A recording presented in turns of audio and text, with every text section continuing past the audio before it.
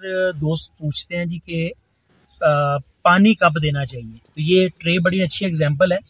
इसमें अगर आप देखें ना तो ये इतना गीला है कि अगर मैं इसको दबाऊंगा ना तो ये मेरे हाथ से चिपक जाएगा। ये देखें, ये बहुत गीला है। अच्छा, आपने पानी तब देना है जब ये ऊपर इस शक्ल में आ जाएगा, यानी कि हल्का हल्का ब्राउनिश, इसमें नमी जो है ना ख़त्म होती है, आपको नज़र आ जाएगी। अगर हम देसी जुबान में बात करें तो हम इसे कहते हैं वत्तर कंडीशन। ये वत्तर आना शुरू हो जाएगा, ऊपर से खुश्की होना शुरू हो जाएगी, तो फिर ये इस काबिल है कि इसको अब अगला पानी दिया जाए।